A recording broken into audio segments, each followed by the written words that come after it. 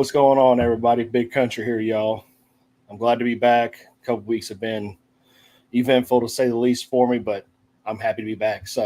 But without further ado, guys, welcome to another episode of the Sick Podcast Anvil Show. Tonight, we're going to be talking Ryan Kelly's stand on the 18-game schedule put up by Roger Goodell, Anthony Richardson's shoulder, and much, much more. Come in and have some fun with us. Sammy, let's get going. Turn up your volume. Because you're about to listen to the Sick Podcast. And Bill Show. Intercepted! Marlon Jackson! Marlon's got it! We're going to the Super Bowl! We're going to the Super Bowl! Marlon Jackson with the interception! He picked off Tom Brady! The sickest Indianapolis Colts podcast. It's gonna be sick. It's absolutely going to be sick. Big P, how you doing, brother? Doing well. How are you? I'm doing much better. Much, much better. Good. Nothing that a little better whiskey and rest can't fix, huh?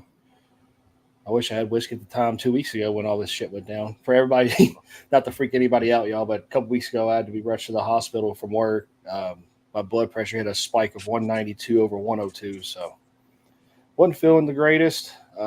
Just got a lot on my plate. Just got work schedules hectic, along with a little bit of everything else. But everything's good now. I'm blessed. I'm still 6 feet above the ground in this area, so happy to be here. Good and then deal. last week I had some Alpha 1 stuff going on. So busy time. But how are you doing, Big P? Busy Busy as well, huh? Yeah. If I had hair, I'd probably be pulling it out right now. But busy's a good thing. I'm not complaining. Oh, absolutely not. So it's nice to be able to sit down here and catch my breath, talk some football with you guys. Absolutely. Hope everybody out there is doing well in internet land. Everybody having a happy Thursday. Internet land. Speaking of internet land, I was trying to put some stuff on here real quick. Yeah, Want to have everybody's attention. Don't forget to like, follow, subscribe, all that good stuff. Facebook, X, Instagram, YouTube. We really need to get them YouTube numbers up. And I think Big P actually has a giveaway going right now. You want to go in on that a little bit before we get started? We do have one going on right now. It's going on all the way up to the first game of the year. So what it is, everybody knows. Hold on, let me shut my door. Always dog beard. The dog come busting in. Who? But anyways, as everybody knows, we hosted an event a couple weeks ago for Alpha 1. And we had Drew Ogletree out. So we bought some extra jerseys. We auctioned a couple off. And we got him to sign one more for you guys. So here it is. Well, can you see it? It's in the bag. Yeah, The signed Drew Ogletree jersey. Stitched jersey, I might add. And all you got to do to be entered into the drawing is follow the YouTube page. That's it. Click subscribe, and you are entered. If you already have followed us on YouTube, you're already entered. See, that's the great thing about the contest that we do. If you follow us already and we have something new, you're still included. So just hit the subscribe button. That's it. It's easy. And if you don't, that means you're a Titans fan. I don't know. Or a Patriots fan. We're a Patriots fan. I mean, just that one little click, y'all, on that subscribe button. Maybe even if you feel generous, hit that little bell for notifications on little videos and stuff like that we might post on there. Every now and again, we get some funny stuff on there. Hola. Yeah, hola from Mexico. Yeah, I'm going to kill that name, so I don't want to try it. I think it's Becca. Becca? Yeah. Becca, did we say that correctly? Hopefully we did. If we did, great. If we didn't, forgive us, please. Anyways, anyway. what's on the docket tonight, big dog? Well,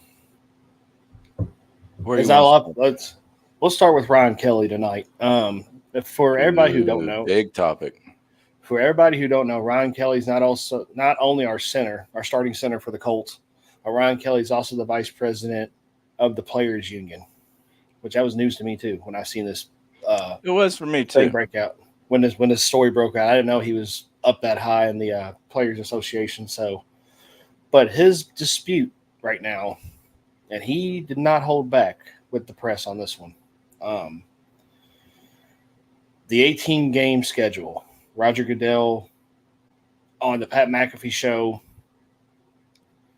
said we're potentially looking at an 18-game schedule.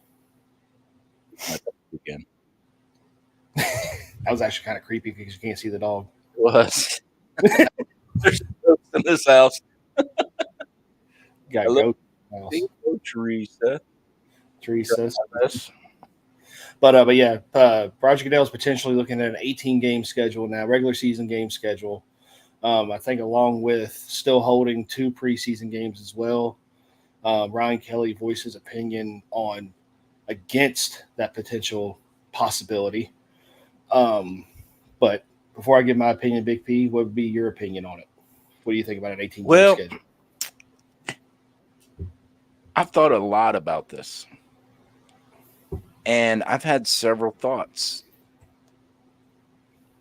We have to remember, as fans, we're going to think one way. Yep. And as the other way to think, you got to kind of think like a player. So as a fan, having another game that means something versus having a game that doesn't, like preseason, that excites me. I'm all for it.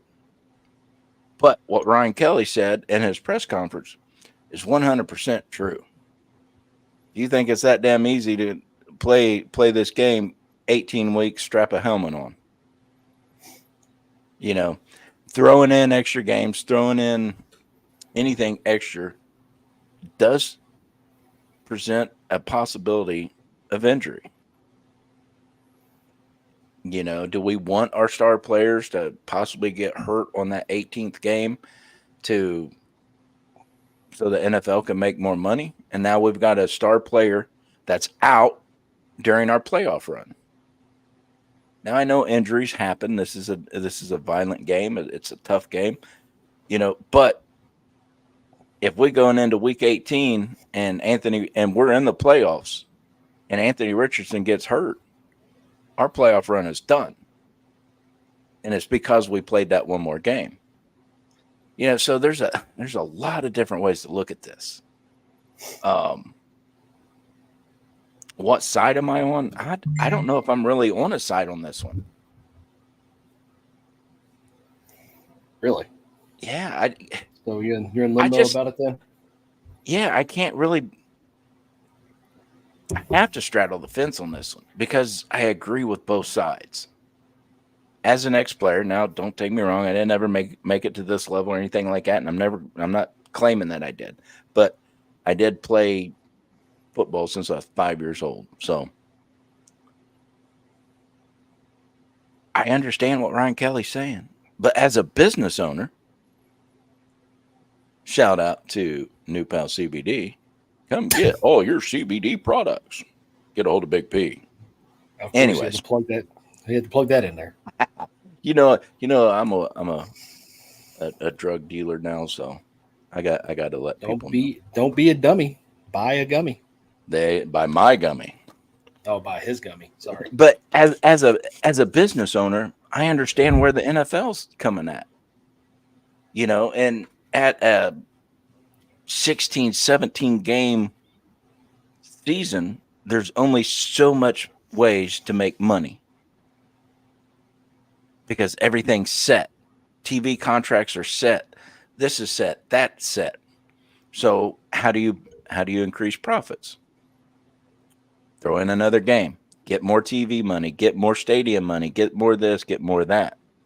But at what point is enough for the NFL not to put our players in harm's way for an extra game, especially going into the playoffs? And it's going to happen. I promise you this. If we play 18 games, somebody's star player is going to get hurt. They're going to lose the first round of the playoffs, and that entire fan base is going to be up in arms. Because if we wouldn't have played that last game, my star quarterback wouldn't have got hurt. We would have made a run for the playoffs. Wow, bitch. If it happens to us. You see what I'm saying? That's why I'm really straddling this fence here. Because I understand the need to make more money.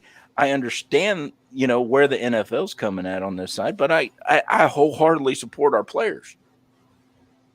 So I'm not going to say this is a great idea, and I'm not going to say this is a horrible idea. I'm going to let those guys hash it out, figure it out, and I'm just going to ride the wave whichever way it flows. If it flows to 18, I'm riding that wave. If it doesn't, I'm staying at 17. Yeah, I mean that's all us as fans can do is just do it. But my opinion is this: I do. I don't agree.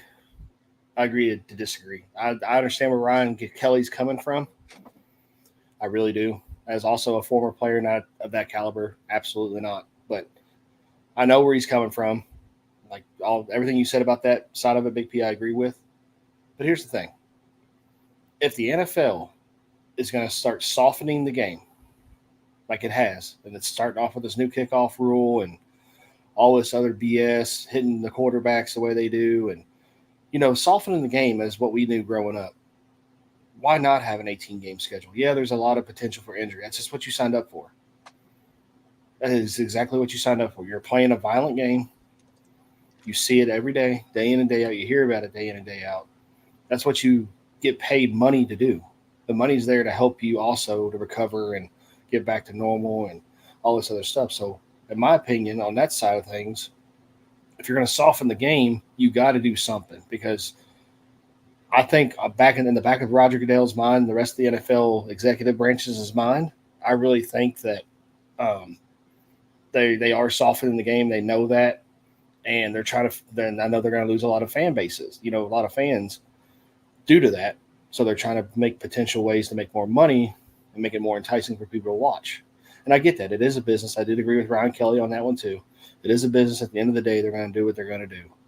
But what Ryan Kelly also did say is if they're going to do that, there was like this ratio out there that they put out there on this article I was reading about how right now it's the owners have a 54 to 53% split with the players as far as money.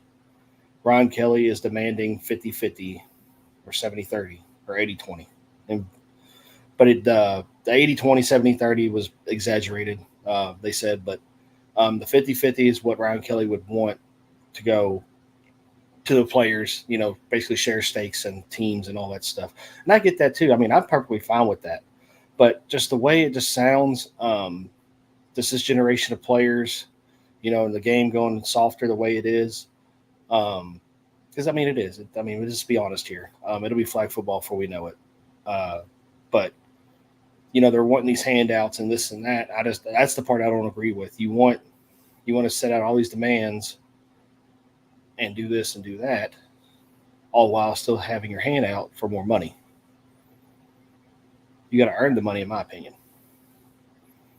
And he was also saying full life coverage insurance to players after they retire for medical and mental and all types of stuff, which that should already be in play, in my opinion. They should already have that.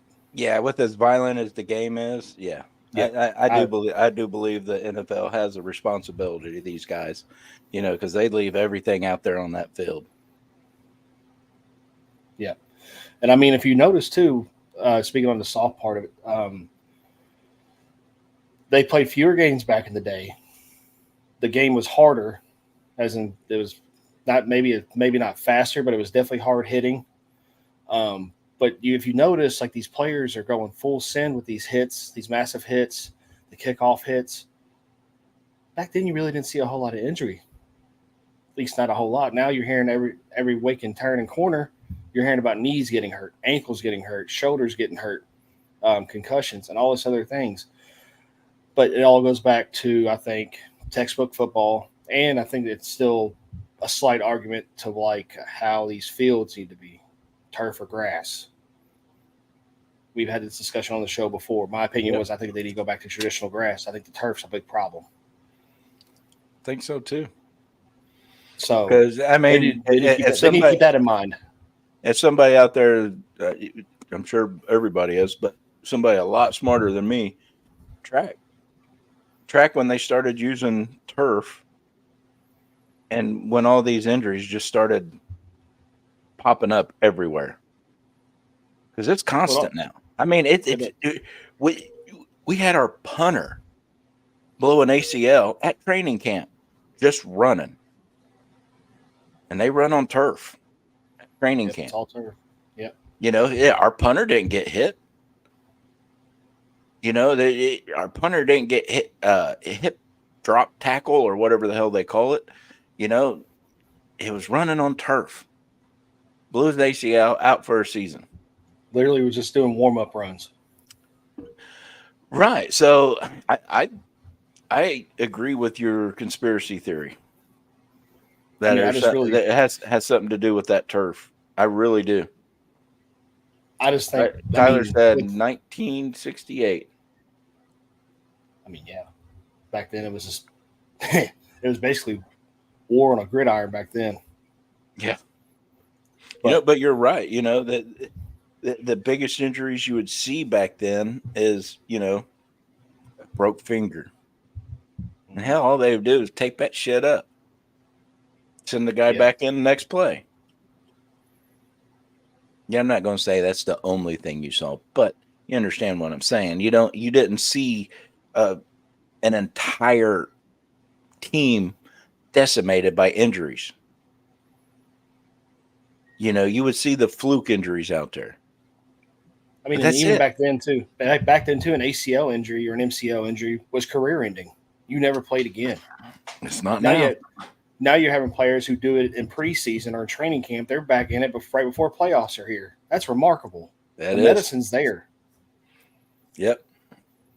So, I mean, there's a lot of factors that need to go into this 18-game thing. If you're going to do all this stuff, there's a bunch of variables leading up to that topic of an 18-game schedule.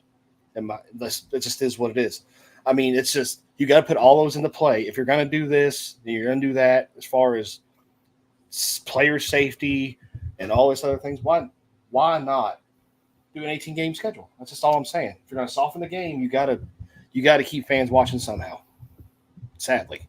Yeah. Absolutely. But that's just my thoughts. We'll let those higher ups that make a whole lot more money than us figure that out. And like I said, I'm just going to ride the wave on this one because I honestly see both sides of the coin.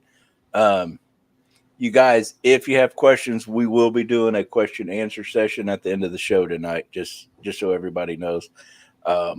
We might not have all the facts to your question, but we'll definitely give you our honest perspective on whatever you ask. Absolutely. Oh yeah, that was the other thing too, right before we switch up here. Paul was talking about the preseason games. That was also Brian Kelly's thing. He had an opinion about eliminating that third preseason game in 2021. Yep. Saying that how these undrafted free agents and the lower drafted guys are not getting a chance to prove themselves either. Yeah, but do you really believe that? Because I kind of don't. I don't. You know, because you'll read a story that an undrafted free agent was invited to minicamp and he's getting signed. Oh, you hear it all throughout the season. Yeah, you hear it all the time. Last year, I forget the guy's name that Jalen Jones beat out, but Jalen Jones was like a 6th or 7th round pick, and he beat out a 3rd round pick in training camp, not in preseason, but in training camp, he beat him. I think Kenny Moore's story is pretty similar. Exactly. You know, so do they really need these preseason games to say that's my guy or that's not who we want? Because from rookie minicamp to OTAs to training camp, I think they see everything they want to see. I mean, and you're also seeing more and more joint team practices too, and that's basically a preseason game at the end of training or at the end of the practice. Yeah, I think preseason games are really just the final audition piece, but I don't think it's necessary. I don't think so. So yeah, I've never been a big fan of the preseason game. Never been a fan, especially as a season ticket member. I got to pay full price for, subpar play. I don't even get to see my stars out on the field, but you charge me full price. So as a fan, 18 games sound better. I'm getting more bang for my buck. But, knowing what these players go through year after year after year, kind of on their side too. That's why I say I'm straddling the fence on this one, man. Absolutely. I can't say, yeah, I'm totally for this or I'm totally against it, because I really see both sides. Tyler said 18 games. I think you've got to go 64 players too. Yeah, it definitely. You're definitely going to have to beef up that depth, because people are going to get hurt, and you just can't keep pulling people up from the training or the practice squad. They need to be able to be suited up and ready to play if you got one or two guys go down. I mean, what was it? 2 years ago, Matt Ryan went down. Then our backup was what's his name? Come from Philly. Nick Foles. Nick Foles, yeah. Nick Foles went down like 2 plays after that. So we was bringing in a third string quarterback. Mm-hmm. Shit like that happens. And you're putting these big trench guys through 18 games like that. Somebody's getting hurt. Yeah. They're running rolled up in that pile eventually. They're running 20-something miles an hour towards somebody else that's running 20-something miles an hour. Head-on collision. Shit happens.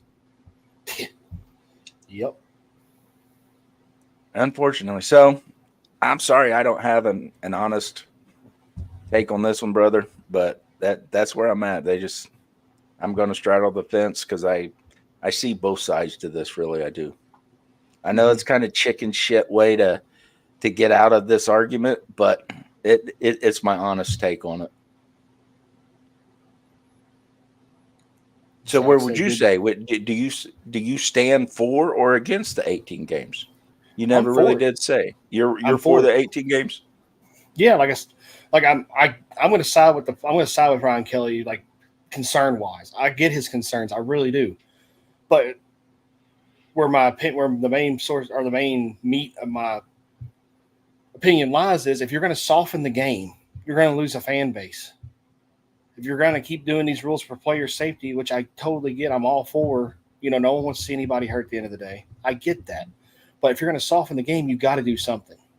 You got to do something to appease, at least some fans, because I know a lot of people personally that are not going to watch the NFL because of all these rule changes now. The hip drop tackle being one of the biggest ones. I'll disagree with you on that one. I think they're still going to watch. I really do. But they do. They're not going to say anything. Yeah, pretty much. But I think they're still watching. Trevor Lawrence getting an extension today. Holy shit. Yeah. Who cares? Who cares? Anyway, so on the next topic, I wish we had Clyde here for our anvil, but next topic, we're going to talk about or give our opinion on how Anthony Richardson's shoulder is and all that good stuff. So, Big P, I'll let you take the lead on that one. From what I've seen, and me and Chris brushed up on this last week. I think he's just fine. I think the soreness is right on time with the way it's supposed to be. From the videos I see, he's throwing good. He's got good movement, good validity. The ball's popping out of his hands. If his shoulder gets sore, let it get sore. This is what it's supposed to do. Get sore, go back, rest it. It gets stronger. That's what it's supposed to do.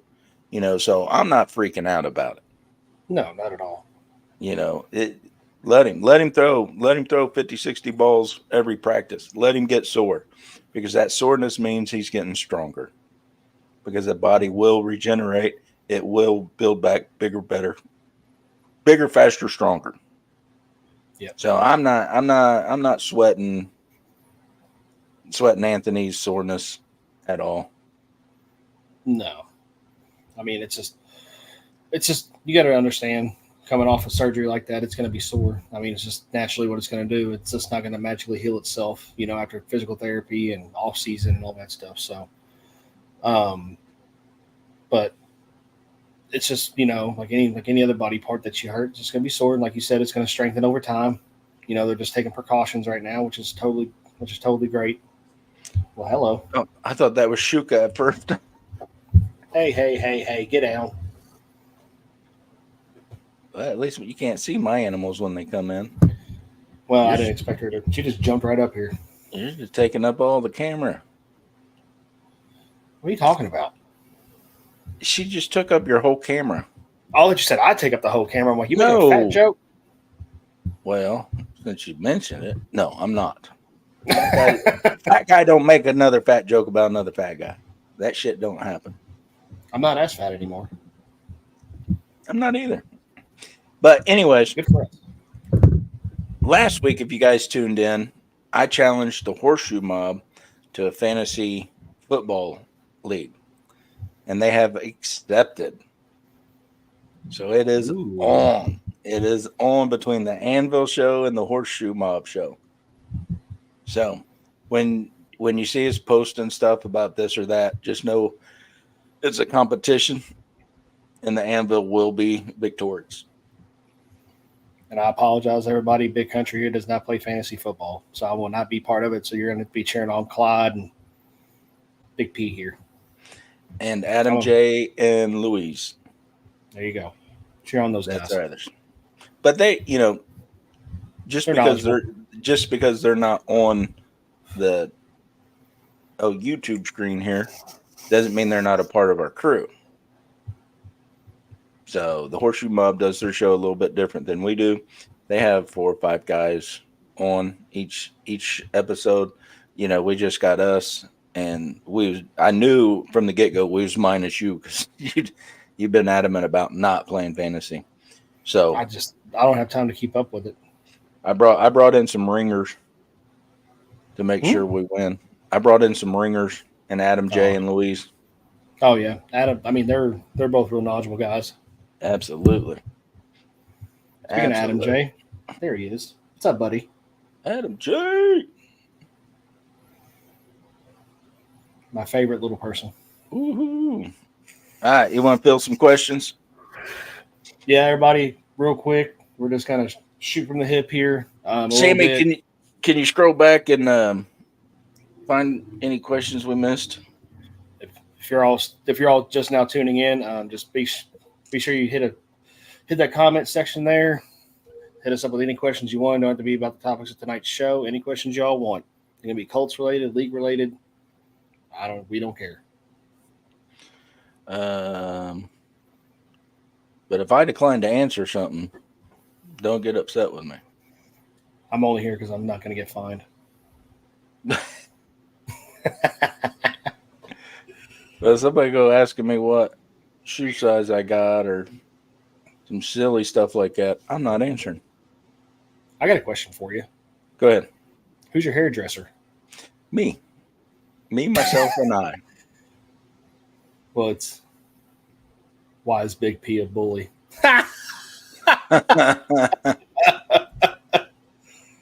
It's the way I was raised. It's the raised I was raised, Stacy. You got a problem with it, talk to my mama. He's got some insecurities. That's all. Yeah.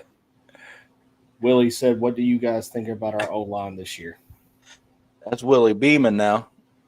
Yep. Smoking Willie Beeman. What do you guys think of? Hey, pull that back up, Sammy. That was too fast. There we go. What do you guys think about our O line this year? Man, the reports that I'm reading from people like Jake Arthur is the O line is back. The O line is absolutely back. Jake's out at the complex during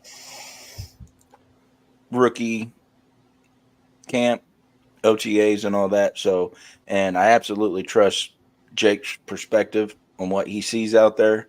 And if he says that the O line is back, I'm going to take it. Yep. The O line's going to come back stronger than ever. I totally agree. We're going to see some people like Bernard Ryman really step into his position this year. And, we got some great rookies out of the draft, some good athletic guys who can switch in and out of positions that we need them to, depending on the depth and what that we'll need. But we pray for a healthy season. But the starter-wise, we're good. Depth-wise, we're good. I think we're going to be just fine. There you go.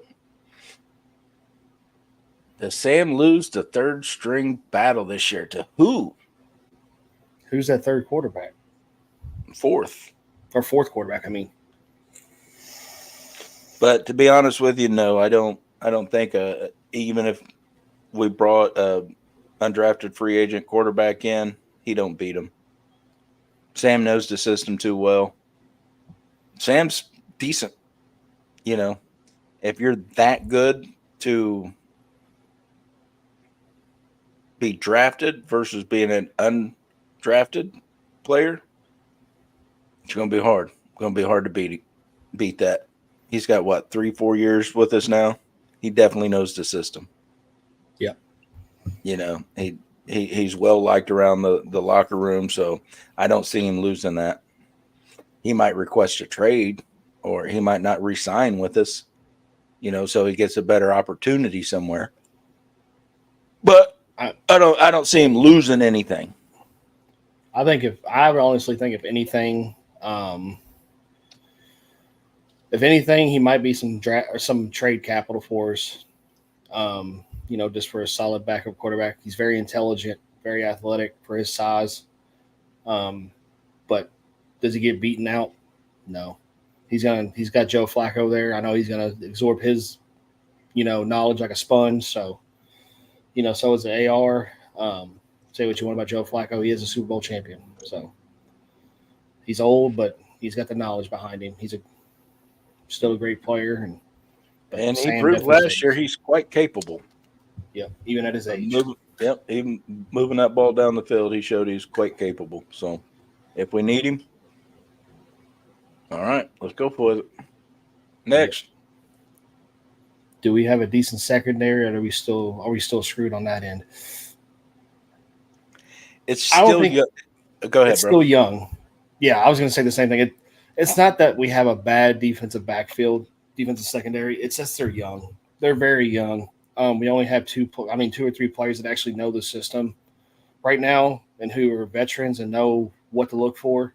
And they're very much still coaching these younger guys up too, as long as, alongside the coaches too. So, they got double the work. But we're just young. I mean, are we going to see better play out of maybe Juju this year? Absolutely. Who else? Nick Cross. I think we're going to see a lot out of him. Kenny Moore's obviously going to play his heart out. He got paid. So, and don't forget, we're getting Dallas Flowers back. That's going to help. That's going to help a lot. These young guys, they got another year under their belt. So they're going to be coming into camp with a lot more confidence this year. So, no, if they make a mistake, it's because they're young, but they're very talented. So hopefully they can overcome those, and minimize those mistakes. But I really like who we got at DBs.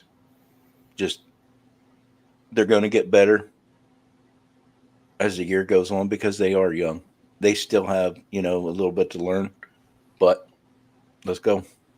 I'm ready to I roll think, with who we got. and overall defensively, I think if the defense, fails, it's not going to be because of the talent or the personnel that we have. It's going to be coaching. The system, depending on what Gus Bradley decides to do, if he changes up his schemes and systems, I don't, it's going to be subpar again. But he's got to change. He's got to change up something. He's got too much talent on that defense to be wasted. So can't be blaming the players this year, y'all. Absolutely. Next, do we regret letting Rodgers go so quickly? Yes and no. For me, I regret it and hate it because he was good. He was solid. He was dependable. But if you're betting on JT's over and under, man, that's the wrong step. You make a wrong step there, you got to go. I personally think they did. Ballard and company made the right call by letting him go because of his off-field antics. Just some things you don't do. Now, this is not me saying I'm against the players gambling, because we've said it on this show before. You basically have now built casinos in the stadiums. Gambling's been a part of sports since ever. Hell, that's why sports got popular. Mm-hmm.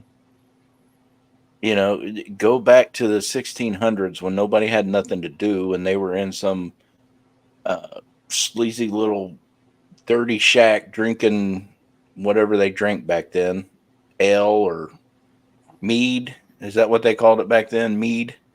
Yeah, mead and wine and all that stuff. And one drunk guy bets another drunk guy that his flea can run faster or beat his flea in a race. It's been this way since forever because it's part of the entertainment of sports.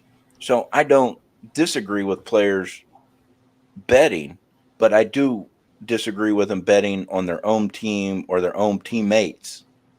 To me, that was way over the line. Now, if he was betting against Patrick Mahomes, somebody he don't have access to, he doesn't see every day, blah, blah, blah, blah, blah, that's a different story. And then it's, he might have broke the rules, but it's not so bad. But he was betting on the Colts. He was betting on JT. Yeah, that's pretty bad. Don't matter how you look at it, So do I believe Ballard and company made the right decision? Yes. Was it a big loss? Absolutely. Absolutely. Because one, we've met, I'd say, at multiple occasions. Super, super nice guy. Anytime we was down on the field, he'd come over and say hi to us. Just good guy. Just made a mistake. He learned from it. He grew. He's still playing. So good for him. I think in that perspective, I just think, depending on what sport the player's in, obviously this is the football show. If you're a football player, as a fail-safe, don't bet on football. Bet on some basketball, baseball, hockey, golf. Something else. Golf. Whatever. Pickleball's getting big. Yeah, whatever. Just not football. Yeah. I wouldn't even bet on the UFL. And definitely not your own damn team. Especially not your own damn team and teammates. Come on. You play stupid games, you win stupid prizes. That's all I'm going to say on that one. All righty. Next. We got time for a couple more, y'all.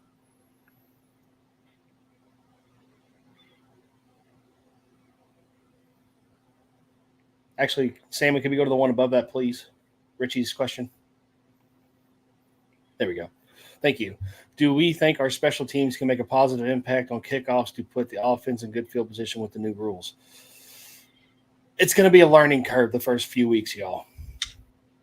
It's going to be a huge learning curve for teams across the board. All 32 teams are going to have a rough time with this new rule change, I think especially the first 3 weeks. We're going to see Adam J, pull that rule change up and put it in the comments so we can post it on the screen because I don't remember them fully on that kickoff rule. Do you? Acosta. I think I do. It's something to do with like the kickers and the kickers on the opposite 25 or 30 by himself. The offensive line, the defensive lines are 10 yards apart from each other, and the runoff or the runner is back at the 10, I think, 10 or 15, and no one can move until the runner touches the ball.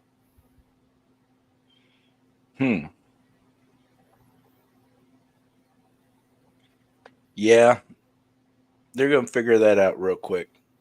Because if nobody's running downfield and he's got green in front of him, yeah, that's going to change a lot of things.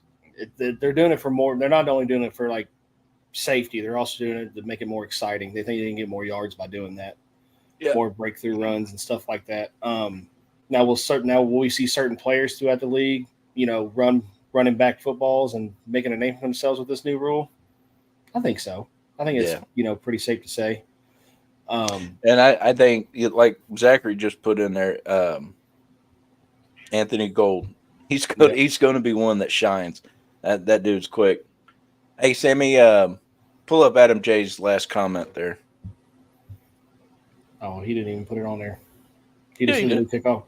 He said the new kickoff rule is going to be the reason why the Hall of Fame game is so highly watched. Oh.